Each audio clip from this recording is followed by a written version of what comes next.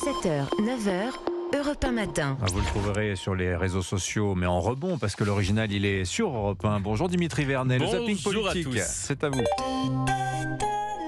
Votre zapping numéro 104 arrive en gare au studio Lagardère avec 1 minute de retard, comme tous les jours. Ben oui, le zapping, c'est un petit peu notre TGV de la matinale. Hein. Transition toute trouvée avec l'actu du moment et cette nouvelle grève des contrôleurs laissant un TGV sur 2 à quai ce week-end. Une galère pour beaucoup de Français, mais ne vous en faites pas. Le PDG de SNCF Voyageurs, Christophe Fénichet, a un message pour vous. Pardonne-moi. D'abord, le premier mot que je voulais avoir pour tous les Français aujourd'hui, c'est d'abord les excuses. Et il a fait le tour des plateaux pour vous le dire, comme France 2. D'abord, je souhaite présenter toutes mes excuses, toutes les excuses de l'entreprise. Ou encore sur la 5.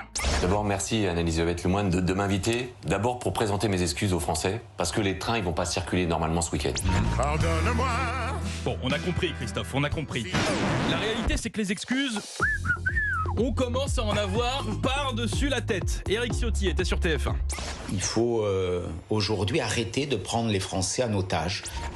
Solution dans la voix du président du Sénat, Gérard Larcher, sur BFM. Je crois qu'il faut prendre des dispositifs qui fassent que cet usage de la grève ne soit pas une prise d'otage. Enfin! Ah oui, enfin, j'ai envie de vous le dire, enfin! Bon, par contre, il va falloir que je me calme sur mes expressions, moi, parce qu'on va vite finir par décompter mon temps de parole.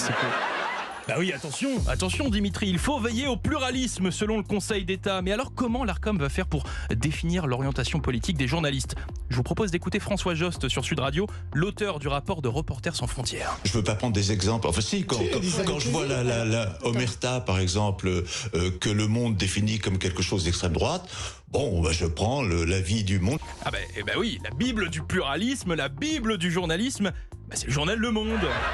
C'est Jost minable. Plus drôle encore, François Hollande s'est exprimé à ce sujet hier sur Quotidien.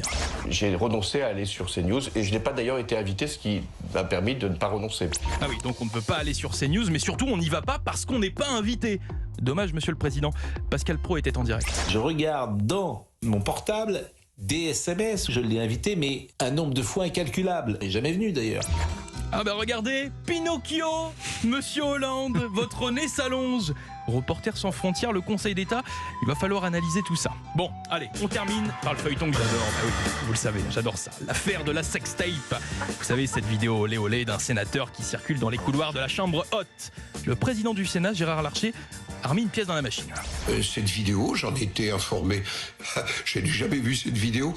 Bon, première information, il n'a pas vu cette vidéo. Oui. Enfin, j'ai envie de vous dire, pas encore. Bah oui, parce que je soupçonne Gérard de tout faire pour pouvoir la visionner. Il m'a semblé important de saisir le procureur de la République pour qu'on y voit clair. Y voir plus clair, oui, pas encrypté en gros, Gérard. Oui. Ferme ta gueule. Bon, ça va, Gérard. On ne peut plus rien dire, c'est dingue. On ne peut plus rien. Bref, bon Il y a week-end. des sujets sensibles. La suite au prochain épisode. Merci beaucoup Dimitri Vernet, le zapping politique.